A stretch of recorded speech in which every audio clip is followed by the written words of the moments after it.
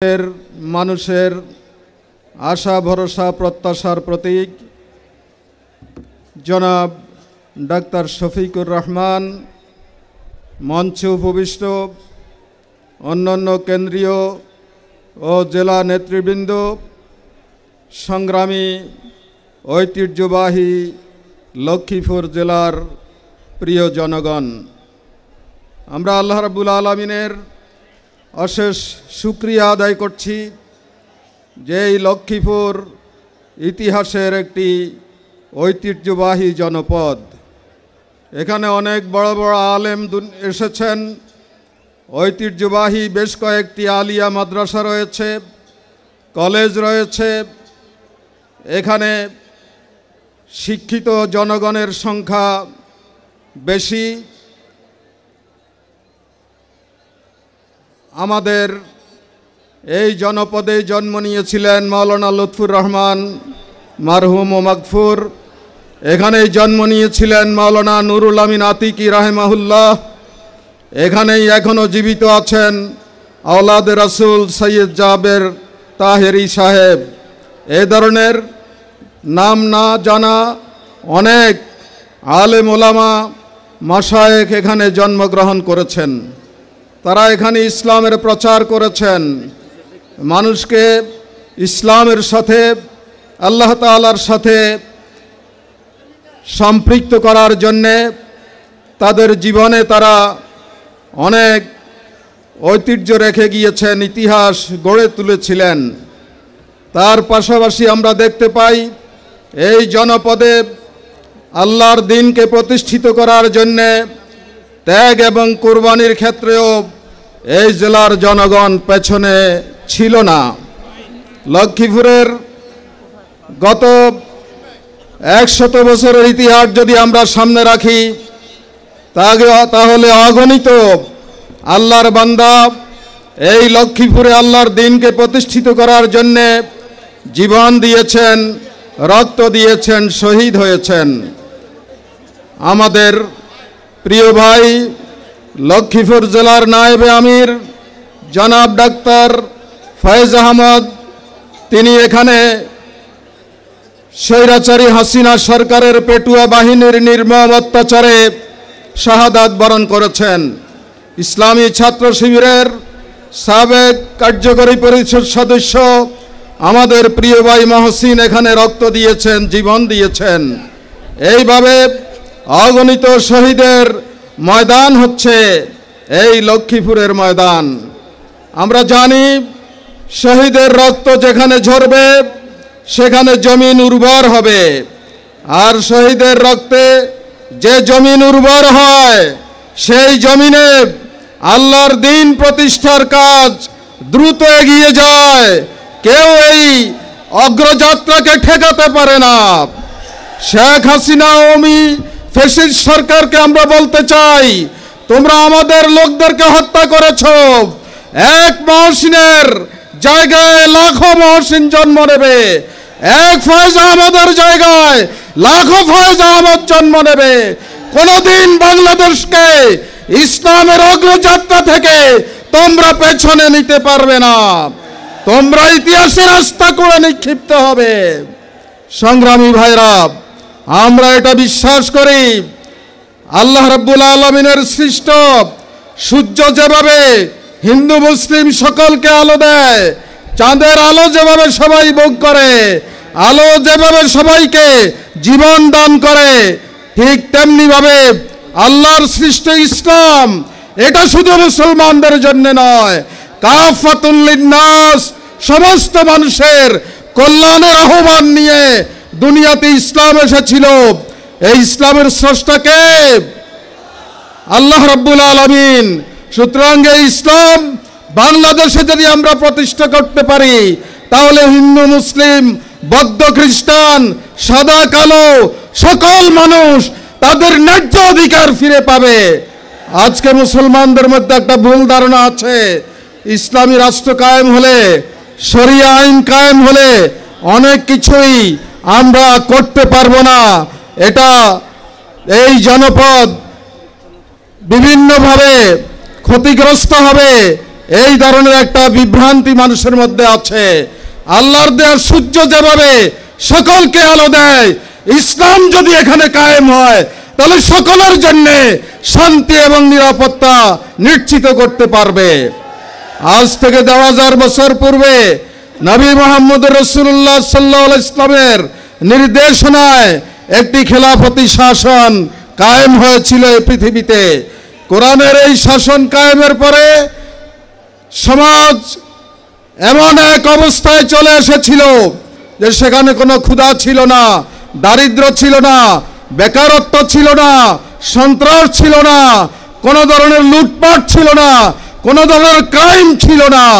একটি শান্তির জনপদ, বেশটি সমাজ, শান্তির সমাজে পরিণত হয়েছিল সেই খেলাফতের রাশেদার যুগে। আমরা এটা বিশ্বাস করি, বাংলাদেশকে যদি কোরআন ও সুন্নাহর আলোকে একটি কল্যাণধর্মী, সৎ, মানবিক, ইসলামী সমাজে রূপান্তরিত করতে পারি, তাহলে বাংলাদেশ ক্ষুধা থেকে মুক্ত পাবে, বেকারত্ব থেকে মুক্ত পাবে।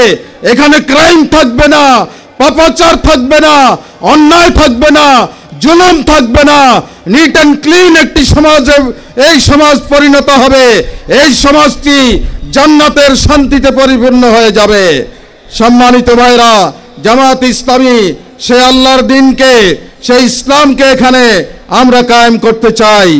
সংগ্রামী ভাইরা, যদি সেই ইসলাম এখানে কায়েম করতে আমরা চাই, তাহলে জামাতের কর্মীদেরকে ইসলামের আলোকে, কোরআনের আলোকে, রাসূল পাক সাল্লাল্লাহু আলাইহি ইসলামের উসওয়ায়ে হাসানার আদলে আমাদের চরিত্রকে গড়ে তুলতে হবে, আমাদের আখলাক গড়ে তুলতে হবে, আমাদের লেনদেন পরিশুদ্ধ করতে হবে, মানুষের প্রতি আমাদের দরদ, ভালোবাসা, প্রেম, প্রীতি বাড়াতে হবে। সমাজের যারা বঞ্চিত তাদের পাশে আমাদেরকে দাঁড়াতে হবে। যারা রোগগ্রস্ত তাদের চিকিৎসায় আমাদেরকে এগিয়ে আসতে হবে। যারা দরিদ্র তাদের দারিদ্র মোচনের জন্য আমাদেরকে এগিয়ে আসতে হবে। যারা সমাজে বিচার পাচ্ছে না তাদের জন্য ন্যায় বিচারের নিশ্চয়তা আমাদেরকে দিতে হবে। সেজন্য জামাত কর্মীদেরকে এই সকল দিক থেকে, সমাজ পরিচালনার দিক থেকে, রাষ্ট্র পরিচালনার দিক থেকে অত্যন্ত যোগ্য হতে হবে, দক্ষ হতে হবে, তাদেরকে অভিজ্ঞতা সঞ্চয় করতে হবে। সেজন্য আপনারা কোরআন এবং হাদিসের প্রতি বেশি নজর দেবেন। আল্লাহর কোরআন এবং রাসূলের সুন্নাহকে অধ্যয়ন করবেন, পড়বেন, মানুষের কল্যাণের জন্য আপনারা কাজ করবেন। ঘরে ঘরে ইসলামের দাওয়াত আপনারা পৌঁছায় দেবেন। আমাদের এবারকার বার্ষিক পরিকল্পনার মধ্যে দাওয়াতের অগ্রাধিকার প্রাপ্ত বিষয় হচ্ছে গোটা 25 সালে আমরা এত পরিমাণ দাওয়াতি কাজ করব যাতে করে বছরের শেষে প্রতিটি ঘর থেকে ইসলামী বিপ্লবের স্লোগান রাজপথে বেরিয়ে আসে। এইভাবে একটি গণজোয়ার আমরা তৈরি করতে চাই। সে কারণে দাওয়াত নিয়ে মানুষের ঘরে ঘরে আমাদেরকে যেতে হবে। আমাদেরকে মানুষের আদর্শ এবং অকৃত্রিম এবং বিশ্বস্ত বন্ধুতে পরিণত হতে হবে। সাধারণত সেকুলার রাজনীতি যারা করেন, ধর্মহীন রাজনীতি যারা করেন, ইসলামকে যারা রাজনীতি থেকে দূরে রাখেন, তারা সমাজে বিভিন্ন ধরনের অপকর্মে, ক্রাইমে লিপ্ত থাকে। এই সমস্ত প্রচলিত রাজনীতির যেসব ভুল ত্রুটি আছে, এগুলো থেকে জামাত ইসলামীর নেতা কর্মীদেরকে যোজন যোজন দূরে থাকতে হবে। আমাদের কোনো কার্যকলাপে কোনো মানুষ যাতে গোমরাহ না হয়ে যায়, পথভ্রষ্ট না হয়ে যায়, জামাতের নেতা, জামাত ইসলামীর ব্যাপারে যাতে ভুল ধারণা তৈরি না হয়, সেইভাবে আদর্শবান নারী পুরুষ আমাদেরকে হতে হবে। আদর্শবান নারী পুরুষ আমাদেরকে তৈরি করতে হবে।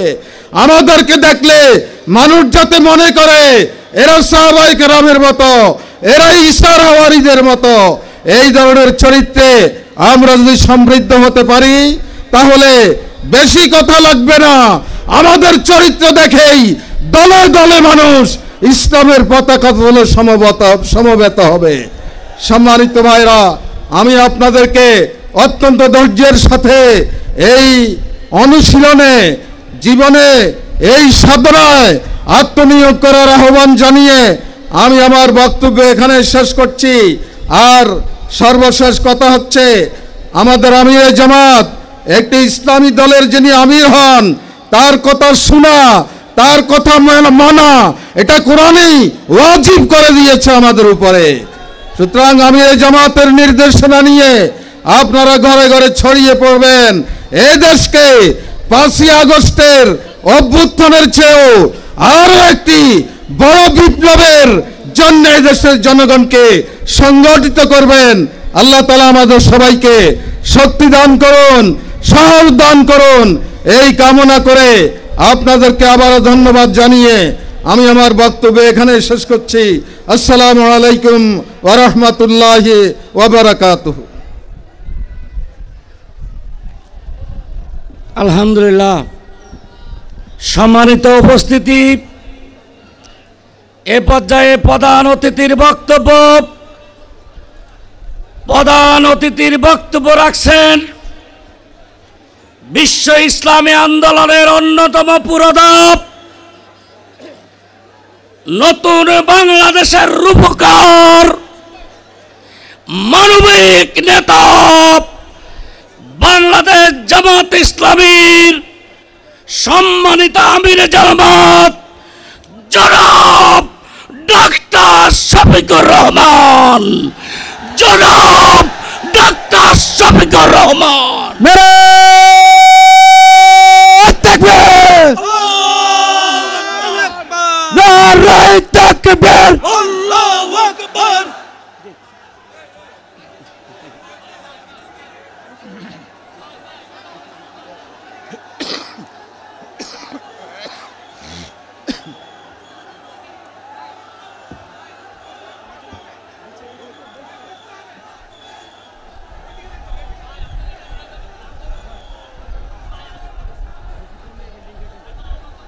আসসালামু আলাইকুম ওয়া রাহমাতুল্লাহ।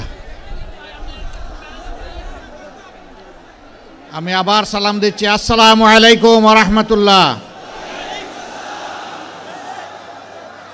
কেমন আছেন আপনারা সবাই? বক্তব্য শুরুর আগে দুইটা অনুরোধ, আপনারা মানবেন তো ইনশাআল্লাহ? এক নম্বর হচ্ছে, মিডিয়ার ভাইয়েরা তাদের পেশাগত দায়িত্ব পালন করবেন, পিছনে যারা আছেন তাদেরকে সবর করতে হবে। এটা বলতে পারবেন না আপনারা বসেন, ইশারা করতে পারবেন না আপনারা সরেন। আপনারাই সহযোগিতা করবেন তো পিছনে যারা আছেন? ধন্যবাদ আপনাদেরকে।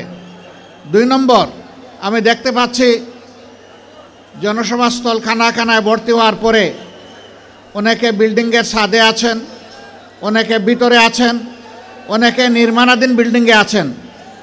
এই ভাইদের প্রতি আমার অনুরোধ, আপনাদেরকে 2 ফুট করে পিছনে যেতে হবে।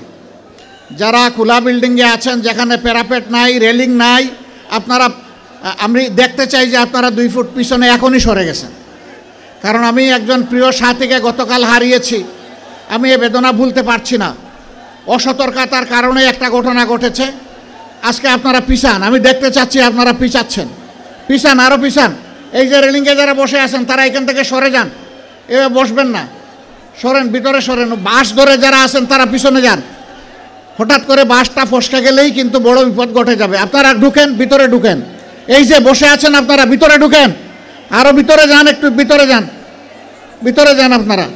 না, আপনারা কিন্তু সরেন নাই, আমি যেভাবে আশা করছি এইভাবে সরেন নাই, আরও সরতে হবে আপনাদেরকে।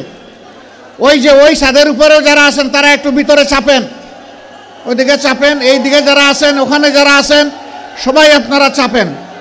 আমাদের কাছে জীবনের মূল্য অনেক বেশি, এটা আল্লাহর নিয়ামত, এটাকে হেলায় ফেলায় যে কোনোভাবে উপস্থাপন করা যাবে না।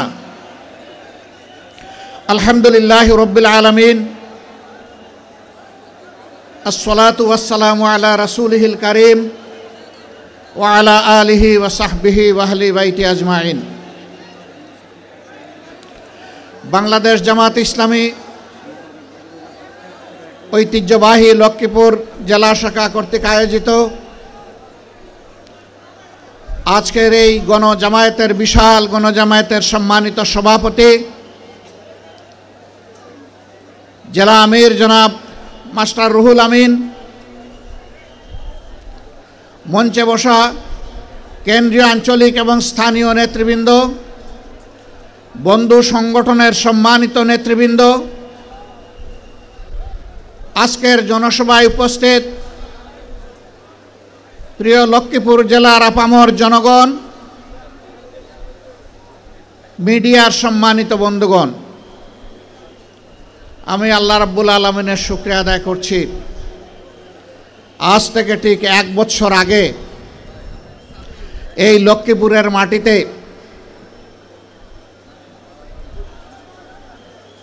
এই আঙ্গিনায় তো দূরের কথা, কোনো 1 ইঞ্চি জায়গার উপর দাঁড়িয়ে এমন একটি কথা বলতে পারবো তা কল্পনাও করি নাই। কেন করি নাই?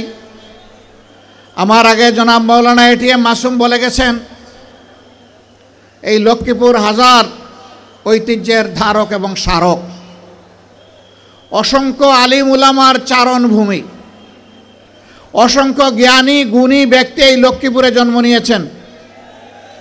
তারা দেশকে নেতৃত্ব দিয়েছেন, কিন্তু বাংলাদেশের স্বাধীনতার পর একটি গোষ্ঠী আমাদের প্রিয় লক্ষ্মীপুরকে সন্ত্রাসের জনপদে পরিণত করেছিল। বিশেষ করে একটি কুখ্যাত পরিবার, আপনারা সবাই তাদেরকে চিনেন, জানেন, আমার চাইতে বেশি চিনেন। এই সন্ত্রাসীরা আমার ভাই ডাক্তার ফয়েজ আহমদ, যাকে বলা হতো মানবিক চিকিৎসক, তাকে সহ অসংখ্য দেশপ্রেমিক মানুষকে তারা খুন করেছে। তবে যতদিন তারা ক্ষমতায় থাকে ততদিন তারা রাজা, আর যখন ক্ষমতা হারায় তখন তারা গর্তের ইঁদুর। এখন কি রাজার হালতে আছে তারা? এমন জীবনের প্রতি দীক্ষার, যেই জীবনে বাতাস পরিবর্তন হলে মানুষকে ইঁদুর বনে যেতে হয়। এমন রাজনীতিকে ঘৃণা করি, যেই রাজনীতি করতে গিয়ে দেশ ছেড়ে পালাতে হয়।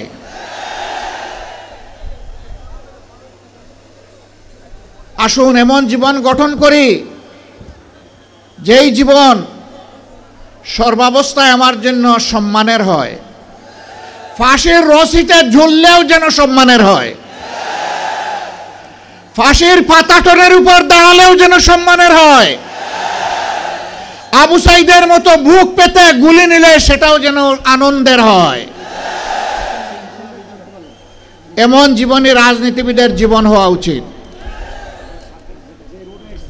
প্রিয় সম্মানিত ভাইরা, এই 24-এর পট পরিবর্তনে লক্ষ্মীপুর একদিন আগে স্বাধীন হয়েছে। লক্ষ্মীপুরবাসীকে মোবারকবাদ। বাংলাদেশ স্বাধীন হয়েছে 5 আগস্ট অথবা 31শে জুলাই।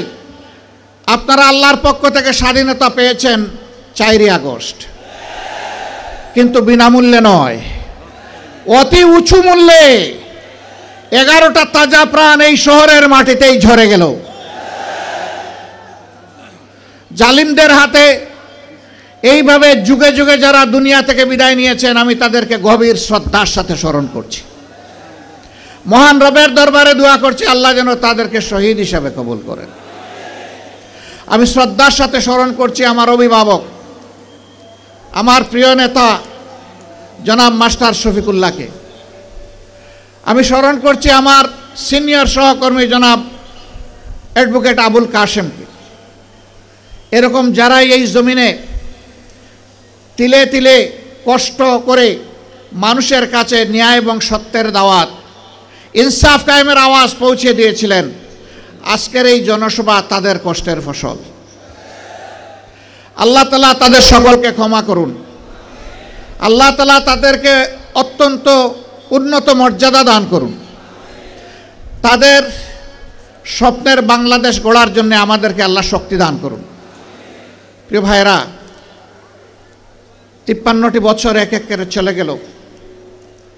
আমরা আসলেই সত্যিকার অর্থে স্বাধীনতার স্বাদটা পেলাম না। এর আগেও 47-এ একবার আমরা স্বাধীন হয়েছিলাম, তখনও পেলাম না। এখন 24-এ মানুষ বুক ভরা আশা নিয়ে বুক পেতে দেওয়া গুলি নিয়ে মানুষ আশা করেছিল যে 24-এর পরে সমস্ত দুঃশাসন এবং সমস্ত দুর্নীতির অবসান হবে। আমরা কি মুক্ত হতে পেরেছি? আমাদের সন্তানেরা একটা বিশাল স্বপ্ন নিয়ে তারা জীবন দিয়েছিল। আমাদের প্রিয় সন্তান বুক পেতে ডানা মেলে বলেছিল, বুকের ভিতরে তুমুল ঝড়, বুক পেতেছে গুলি কর। কি সেই ঝড়? সেই ঝড়টা ছিল সমাজের অন্যায়, অবিচার, দুর্নীতি এবং দুঃশাসন। কোনো যুগেই যুবকরা কখনো দুর্নীতি এবং দুঃশাসনকে সমর্থন করে না, বরঞ্চ তার বিরুদ্ধে গর্জে উঠে, প্রতিবাদ করে, প্রতিরোধ করে, যুদ্ধ করে বিজয়ী হয়, হয় শহীদ হয়, না হয় গাজী হয়, মাঝখানে আর কিছু থাকে না। এরা এই আন্দোলন করতে গিয়ে শত শত যুবক, শ্রমিক, মেহনতি মানুষ, সাধারণ মানুষ জীবন দিল। 34,000 মানুষ গুরুতর আহত হয়ে পঙ্গু হয়ে গেল। কারো দুটি চোখ নেই, কারো দুটি পা নেই, কারো এক পা নেই, কারো এক হাত নেই। কেউ মেরুদণ্ড গুলিবিদ্ধ হয়ে বাসায় কিংবা হসপিটালে একটা জীবন্ত লাশ হয়ে আছে। উঠে বসতে পারে না, নিজের প্রয়োজন সারতে পারে না। তাকে চালানোর জন্য 1 বা 2 জন মানুষের সহযোগিতা প্রয়োজন হয়। এত ত্যাগের পরে সমাজে অন্তত লক্ষ্মীপুরে কোনো চাঁদাবাজি নাই। লক্ষ্মীপুরে চাঁদাবাজি আছে? শিওর আপনারা? এখানে কোনো দুর্নীতি নেই, এখানে কেউ কোনো কিছু অন্যায়ভাবে দখল করে না। এই সবগুলো আছে। যারা এগুলা করেন তারা কোন দলের, তারা কোন ধর্মের, তারা কোন প্রজাতির, তারা কোন গোষ্ঠীর, এটা না দেখেই বিনয়ের সাথে অনুরোধ করব, বন্ধুরা দয়া করে ওই শহীদদের রক্তের প্রতি একটু সম্মান দেখাও। আমাদের শহীদদের রক্তকে তোমরা অপমানিত করবা না। এ অপকর্ম ছেড়ে দাও। তোমাদের যদি খাওয়ার অভাব হয়, আমরা আশ্বস্ত করছি এই সমস্ত মানুষগুলা মিলে আল্লাহ আমাদেরকে যে নিয়ামত এবং রিজেক দিয়েছেন আমরা ভাগ বাটুরা করে খাবো। তবুও তোমরা চাঁদাবাজি ছেড়ে দাও, দখল বাণিজ্য ছেড়ে দাও, তোমরা মানুষকে কষ্ট দিও না।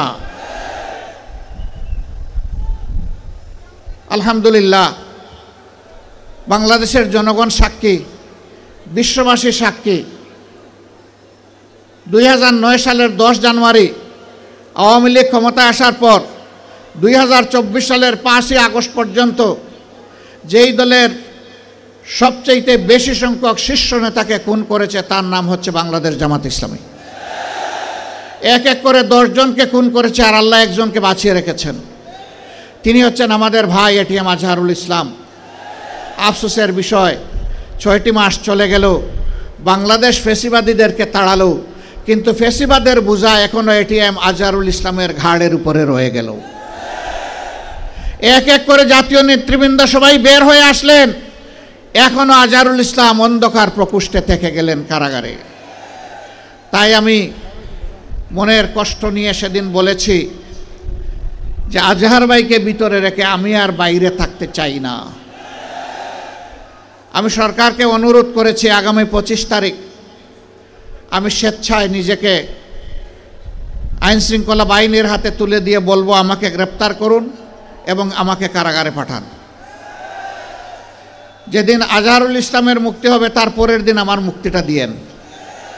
13টি বছর কারাগারের অন্ধকার প্রকোষ্ঠে দুকে দুকে জীবনের সাথে তিনি লড়াই করছেন। এই সময়টা প্রিয়তমা সহধর্মিণীকে তিনি হারিয়েছেন। এই সময়টা তার পরিবার ছিন্ন ভিন্ন হয়ে গিয়েছে। সেই মানুষটার উপরে আর জুলুম করবেন না, দয়া করে তাকে এখনই মুক্তি দেওয়ার ব্যবস্থা করুন। যদি মুক্তি না দেন বাংলাদেশ জামাতে ইসলামীকে সরাসরিভাবে আককরি করতে এই দেশের 3 কোটি প্রাপ্তবয়স্ক মানুষ সমর্থন করে এই 3 কোটি মানুষকে জেলে নেওয়ার জন্য প্রস্তুত হয়ে যান।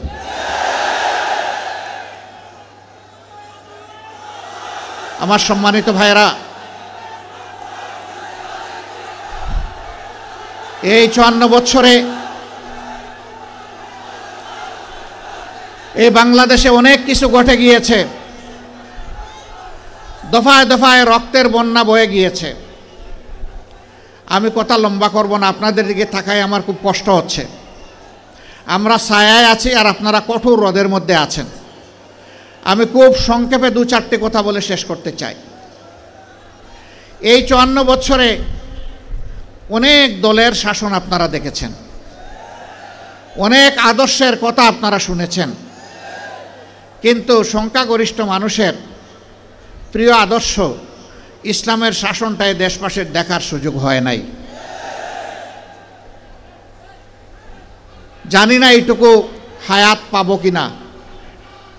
মহান আল্লাহর কাছে ভিক্ষা চাই, হে আল্লাহ, এতগুলো মানুষকে যখন তুমি দৌলতে ঈমান দান করেছ, মেহেরবানি করে সেই ঈমানের সোর্স কোরআনকে বাংলাদেশের শাসন ক্ষমতায় তুমি বসায় দাও।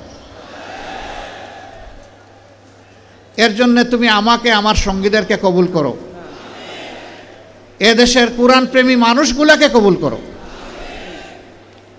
অনেকে অপবাদ ছড়ায়, পরিকল্পিত অপবাদ। বুঝলাম কোরআনের শাসন কায়েম হলে ভালো হবে, কিন্তু এদেশে তো অন্য ধর্মের মানুষরা আছে। অবশ্যই আছে, দুনিয়ার এমন কোনো রাষ্ট্র নাই যেখানে বিভিন্ন ধর্মের মানুষ নাই। বাংলাদেশেও আছে। কত পার্সেন্টেজে আসে এটা আমি বলতে চাই না। কেন বলতে চাই না?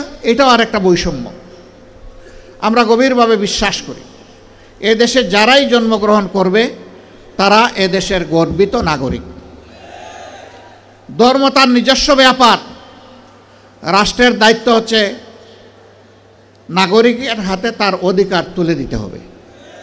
আমাদের সংবিধান, বিদ্যমান সংবিধান ও অধিকারের কোনো তারতম্য এখানে নেই এবং কোরআনের সংবিধানেও নাই। সেদিন একজন অমুসলিম দায়িত্বশীল নেতা আমাকে জানতে চাইলেন, তো যদি নাই তাহলে আমাদের কাছ থেকে আলাদা একটা কর নেবেন কেন ইসলামী রাষ্ট্র হলে? আমি বললাম, আপনি যথার্থই বলেছেন। আপনি কি ইসলামী রাষ্ট্রে জাকাত দেবেন? কই না, তা তো প্রশ্নই উঠে না। আমি মুসলমান না, আমি জাকাত দেবো কেন?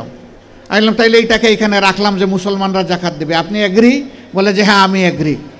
আমি বললাম, রাষ্ট্রের উন্নয়ন এবং অধিকার সবার জন্য যদি সমান হয়, তো একজন জাকাত দিল অর্থাৎ একটা ট্যাক্স দিল, ইসলামী ট্যাক্স, আপনি কিছুই দিলেন না, তো অধিকার সমান পাবেন কিভাবে? আপনাকেও একটা ট্যাক্স দিতে হবে, ওই ট্যাক্সটাই শুধু আপনার কাছ থেকে নেওয়া হবে। তবে হ্যাঁ, কোনো মানুষ সে যে ধর্মেরই হোক, মুসলমান যদি সম্পদশালী না হয় তার উপরে কোনো জাকাত ফরজ নাই, আর জাকাতের নফল বলেও কিছু নাই। গরিব সাদাকা করতে পারবে, কিন্তু তার উপর জাকাত ফরজ নয়। ঠিক অনুরূপভাবে একজন হিন্দু, বৌদ্ধ, খ্রিস্টান তিনি যদি অসহায় হন, গরিব হন, তিনি ট্যাক্স দিবেন না, উল্টা রাষ্ট্র তার দায়িত্ব নেবে। কর্মক্ষেত্রে যোগ্যতাটাকেই প্রাধান্য দেওয়া হবে। বলবেন তার কোনো প্রমাণ? আলহামদুলিল্লাহ, আমি নিজেই তার প্রমাণ। আপনারা মিডিয়ায় দেখেছেন, ছোট্ট একটি মেডিকেল কলেজ আমার হাতে গড়ে উঠেছে। মানুষ বলে এটা অনেক বড় মেডিকেল কলেজ, আমি বলি খুব ছোট মেডিকেল কলেজ। দুনিয়াটাই ছোট, আর মেডিকেল কলেজ কত বড় হবে? সেখানে 2200 কর্মকর্তা কর্মচারী কাজ করেন। সেখানে এমন বাংলাদেশে বিদ্যমান 4 ধর্মের, সকল ধর্মের মানুষ আছেন সেখানে। গুরুত্বপূর্ণ দায়িত্বে হিন্দু, বৌদ্ধ, খ্রিস্টান ধর্মের মানুষেরা আছেন, যেমন আছেন ইসলাম ধর্মের অনুসারীরা। আমরা ওখানে ধর্ম দেখে তাদেরকে নিয়োগ দেইনি, আমরা দিয়েছি আমার এই প্রতিষ্ঠানের আমানত কার কাছে নিরাপদ, কে যোগ্যতার সাথে আমার রোগীদেরকে সেবা দিতে পারবে, আন্তরিকতার সাথে সেবা দিতে পারবে, আমরা তাদেরকে সেখানে নিয়োগ দিয়েছি। ছাত্রীদের জন্য ডেজিগনেটেড এই মেডিকেল কলেজ, এখানে ছাত্র ভর্তি করি না আমরা। সেখানে এটাও আমরা দেখি না যে এই ছাত্রীটা কোন ধর্মের। আমরা দেখি আমরা একটা মানবিক ছাত্রী এবং একটা মানবিক চিকিৎসক তাকে দিয়ে তৈরি করতে পারবো কি না, এমন যাদেরকে পাই আমরা তাদেরকে সেখানে ভর্তি করি। এটি ছোট বাংলাদেশ। জামাতে ইসলামীর বর্তমান কেন্দ্রীয় কর্মীর প্রতিষ্ঠান, এটা যেমন হবে আগামী বাংলাদেশও ঠিক তেমন হবে ইনশাল্লাহ। একজন সাংবাদিকের মুখের দিকে তাকাইয়া মনে হলো হি ইজ কনফিউজড। তিনি আমার কথা আশ্বস্ত হননি। আমি তাকে পাশে ডাকলাম, দেখে বললাম আপনাকে ছোট্ট একটা অনুরোধ করব। কই বলেন? আমি বললাম যে কালকেই আপনি একটু সিলেট যাবেন, গিয়ে নিজ চোখে দেখে আসবেন, মনের মতো করে মানুষগুলোর সাথে কথা বলবেন, কর্মকর্তা কর্মচারী ছাত্র এখানে ছাত্রী যারা আছে তাদের সাথে কথা বলবেন। এরপরে আপনি আপনার মনের মতো করে রিপোর্ট করবেন। যদি আপনি কিছু মনে না করেন, যেহেতু আমি দাওয়াত দিয়ে নিচ্ছি, যাতায়াত খরচটা আমি দিতে চাই। আর যদি মনে করেন যে আমি যাতায়াত খরচ দিলে আপনি বায়াসড হয়ে যাবেন, আমার প্রতি একটু ঝুঁকে পড়বেন, তাহলে এই কষ্টটা ত্যাগটা আপনি স্বীকার করবেন। বললো যে আপনাকে ধন্যবাদ, আমাকে যাতায়াত খরচ দিতে হবে না, আমি কথা দিচ্ছি আমি যাব। তিনি গিয়েছিলেন, তার মতো করে তিনি একটা রিপোর্ট জাতির সামনে তুলে ধরেছেন। আমি দেখেছি তিনি ন্যায়সঙ্গত রিপোর্ট তুলে ধরেছেন, বাড়াননি কমাননি, ধন্যবাদ তাকে। এরপরে ভয় দেখানো হয় যে ইসলামী রাষ্ট্র হলে মহিলাদেরকে ঘরের ভিতর থেকে আর বাইর হইতে দেওয়া হবে না। আচ্ছা, আমার মা যতদিন বেঁচে ছিলেন তিনি কি বের হন নাই? আমি কি বন্দি করে রেখেছিলাম? আমার স্ত্রী, আমি কি তাকে বন্দি করে রেখেছি? তিনি তো পার্লামেন্টে একজন সদস্যও ছিলেন, তিনি একজন চিকিৎসক, চিকিৎসা পেশায় নিয়োজিত ছিলেন।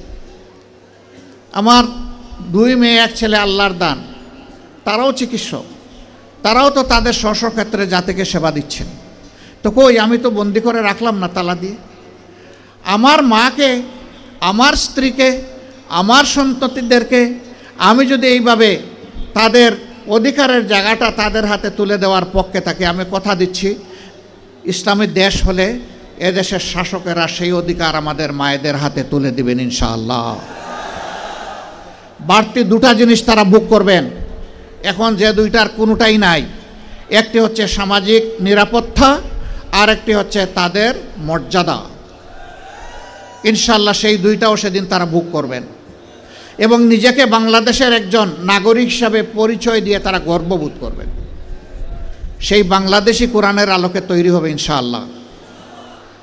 এখন আমরা যারা বলি যে কোরআন এক জিনিস, রাজনীতি আরেক জিনিস, না ভাই, এটা ঠিক না। দুনিয়ার সর্বশ্রেষ্ঠ রাষ্ট্র ছিল মদিনা কেন্দ্রিক রাষ্ট্র। সর্বশ্রেষ্ঠ শাসক ছিলেন মুহাম্মদুর রাসূলুল্লাহ সাল্লাল্লাহু আলাইহি সাল্লাম। তিনি একটা আদর্শের ভিত্তিতে শাসন করেছেন। সেই আদর্শটা কি? আল কোরআনের আদর্শ, ইসলামের আদর্শ, আল্লাহর দেওয়া আদর্শ। তাহলে তিনি যে আদর্শে দেশ শাসন করার কারণে একটি জাহিলি সমাজ পরিবর্তন হয়ে সোনালী সমাজ হয়ে গেল, সেই আদর্শকে যদি আমরা আবার আমাদের সমাজে গ্রহণ করে নেই, তাহলে বাংলাদেশের এই সমাজও ইনশাআল্লাহ সোনালী সমাজে পরিণত হবে। অতীতে সোনার বাংলা কায়েম করতে গিয়ে শ্মশান বাংলা কায়েম করা হয়েছে। কোরআনই একমাত্র সোনার বাংলার গ্যারান্টি দিতে পারে, আর কিছুই দিতে পারবে না। ইতিমধ্যেই বাংলার জমিনে তার পরীক্ষা নিরীক্ষা শেষ। এখন হবে ইনশাআল্লাহ কোরআনের বাংলাদেশ। যারা কোরআনকে খণ্ডিত করতে চান অথবা সহ্য করতে চান না, তাদেরকে আমরা বিনয়ের সাথে বলতে চাই, এ দেশের আপামর জনতা বাঁচতে চায় কোরআন বুকে নিয়ে, মরতে চায় কোরআন বুকে নিয়ে, আল্লাহর সামনে দাঁড়াতে চায় কোরআন বুকে নিয়ে। কোরআনকে আমাদের থেকে বিচ্ছিন্ন করা যাবে না ইনশাআল্লাহ। এই দেশে যতগুলা ইসলামী দল আছে সবগুলার দিকে আপনারা তাজা চোখ দিয়ে তাকিয়ে দেখুন। আমি বেশি দূরে যাব না।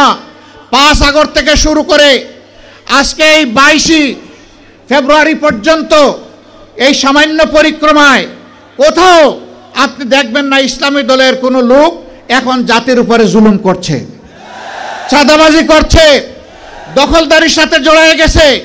কোথাও দেখবেন না। তার একমাত্র কারণ তারা কোরআনকে সম্মান করেন এবং বুকে ধারণ করেন। তার একমাত্র কারণ তারা আল্লাহ সুবহানাহু ওয়া তাআলাকে ভয় করেন।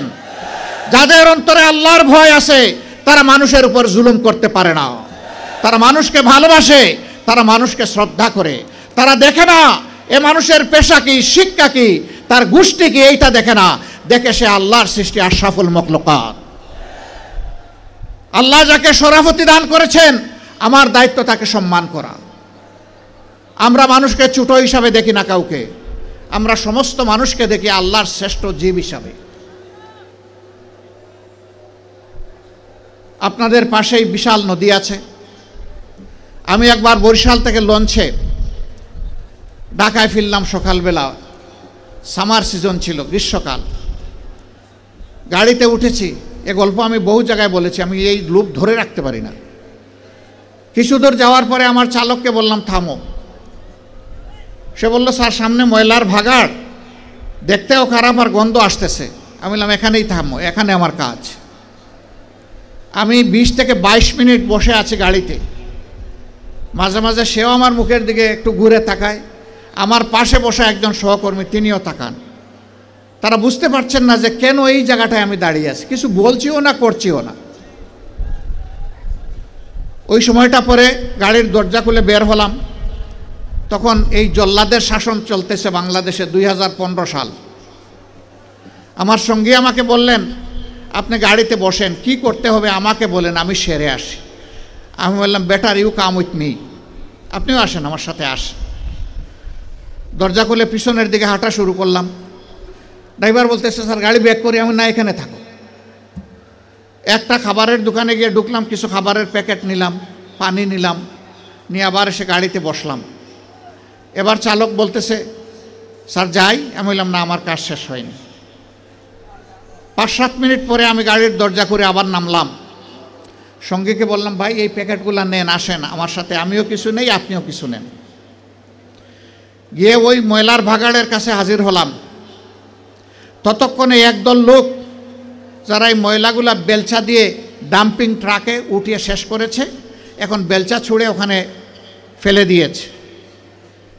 তাদেরকে গিয়ে সালাম দিলাম, 5 জন লোক আসসালামু আলাইকুম, জবাব দেয় না, মুখের দিকে তাকায়। আবার সালাম দিলাম আসসালামু আলাইকুম, এবারও জবাব পেলাম না, আবারও মুখের দিকে তাকায়। এরপরে বললাম কি ভাই আপনাদের মধ্যে কি কেউ মুসলমান আছেন? একজন ভীষণ রাগ করে বলল আমি শুধু মুসলমান না, বাকি ওরা তো সব মুসলমান, তো জবাব দেয় না কেন? বললাম কোনো সমস্যা নাই, আবার সালাম দিচ্ছি আসসালামু আলাইকুম। এবার সবাই সমস্যারে জবাব দিল ওয়ালাইকুম আসসালাম। জিজ্ঞেস করলো আপনি কে? বললাম আপনাদের জাতি ভাই। আপনি কি সিনেমা করতে আসছেন? আমার এই চেহারা দেখে মনে হয় যে আমি সিনেমা করতে আসছি। কয় না, তা তো মনে হয় না, কিন্তু আপনার কথাবার্তায় তো এরকমই মনে হচ্ছে। তো আপনি কেন আসছেন? আমি বললাম আপনাদের হাত ধুইতে আসছি। ওই শুনেন আমরা গরিব মানুষ, আমাদেরকে নিয়ে উপহাস করবেন না।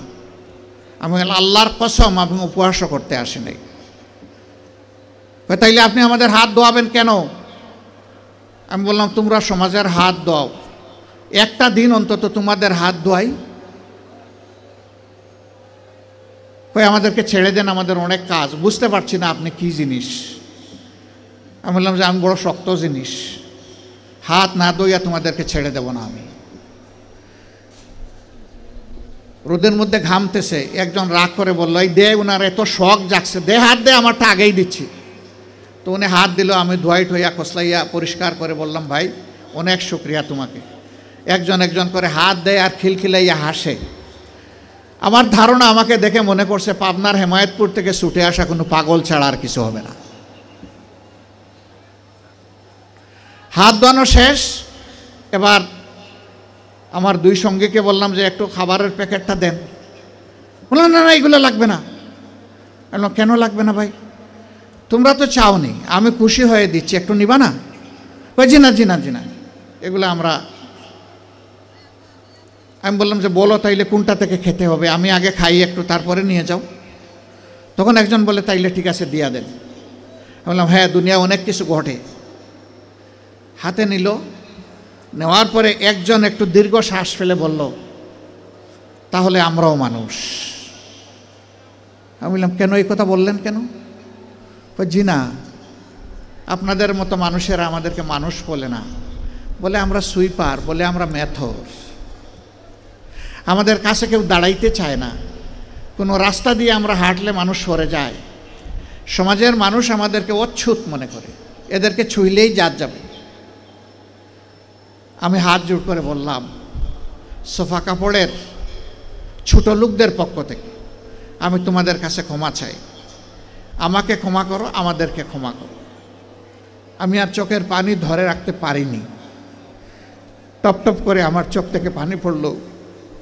যে মানুষগুলো তাদের জীবনের পরিশ্রমের বিনিময়ে সমাজের চাকাটাকে চালু রাখে, আমরা কিনা তাদেরকে মানুষ বলি না, আমরা তাদেরকে সুইপার বলি, মেথর বলি। আমরাই কমজোর। আমি কাঁদতে কাঁদতে এসে আমার গাড়িতে, আর ওরা আমার সাথে কেঁদে কেঁদে তাদের গাড়িতে উঠে গেল। সম্মানিত ভাইয়েরা, কেন এই ব্যবধান? এদের ছাড়া কি এই সমাজ চলবে? যদি না চলে তারা, তাইলে এই সমাজে তারা একটু স্বীকৃতি পায় না কেন? একটু মর্যাদা কেন পায় না তারা? এটা পায় না এই কারণে, এই শাসনটা আল্লাহর দেওয়া বিধান অনুযায়ী নয়, এই কারণেই পায় না। যদি আল্লাহর দেওয়া বিধান অনুযায়ী পাইতো, তাহলে ওরাও নিজেদেরকে সম্মানিত মনে করত, তাদের মুখ দিয়ে এই কথা বের হয়ে আসতো না, যাক আজকে বুঝতে পারলাম যে আমরাও মানুষ। আক্ষেপে সুরে এই কথা তারা বলতো না। ভাই, আমরা এইরকমই একটা মানবিক বাংলাদেশ চাই। এই বাংলাদেশটাকে আমরা সবাই চাই, শিওর সবাই চাই। আল্লাহকে হাত তুলে দেখান। হে রাব্বুল আলামিন, তুমি সাক্ষী থাকো। আল্লাহ, তুমি সাক্ষী থাকো। আমরা তোমার কোরআনের ভিত্তিতে একটা ইনসাফের মানবিক বাংলাদেশ চাই, যেখানে মানুষ সবাইকে সম্মান করবে, ভালোবাসবে। এই বাংলাদেশটা আল্লাহ তুমি আমাদেরকে দান করো। হে তরুণ যুবকেরা, জেগে উঠো। যেই সমাজের তরুণরা জেগে উঠে, সেই সমাজকে আল্লাহ বদলায় দেন।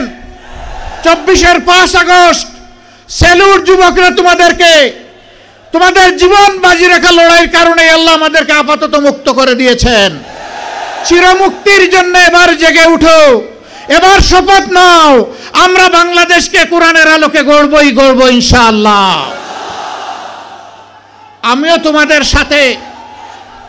তোমাদের সাথে চুল পাকা, ব্রু সাদা হওয়া, দাড়ি সাদা হওয়া এক জীবন্ত যুবক। লড়াইয়ের ময়দানে তোমাদের সাথে আমাকে পাবা। মিছিলের পিছনে নয়, সামনের কাতারে থাকবো ইনশাআল্লাহ।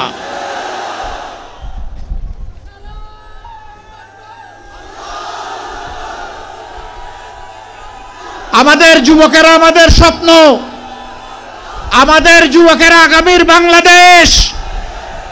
এই যুবকদের হাতে বাংলাদেশের দায়িত্ব আমরা তুলে দিতে চাই। হে যুবকরা, তোমরা তৈরি হও, ইনশাআল্লাহ তোমরা পারবা। আলহামদুলিল্লাহ, তোমরা অতীতে পেরেছো। আমরা তোমাদেরকে বুকে আলিঙ্গন করে কপালে চুমু দিয়ে তোমাদেরকে এগিয়ে দিব ইনশাআল্লাহ। মা বোনেরা, এই যুবক সন্তানদেরকে এখন থেকে তৈরি করুন। আল্লাহর কাছে তৌফিক চান। হে আল্লাহ, প্রিয় দেশে ইজ্জত নিয়ে বাঁচতে চাই, শান্তি নিয়ে বাঁচতে চাই, নিরাপত্তা নিয়ে বাঁচতে চাই। এই জন্য আমার সন্তানকে তোমার কাছে ওয়াকফ করে দিলাম। আমি মায়েদের কাছে সেই আহ্বান জানাবো। আমার এই আওয়াজ আজকে বাংলাদেশের এবং বিশ্বের যতটি মায়ের কানে যাবে, ও আমার পরম শ্রদ্ধাভাজন মা, আমি আপনাকে বিনয়ের সাথে অনুরোধ জানাচ্ছি, সেজদায় পড়ে এমন মুজাহিদ সন্তানের জন্য আল্লাহর কাছে তৌফিক চান। লক্ষ্মীপুরের অনেক দাবি, অনেক চাহিদা।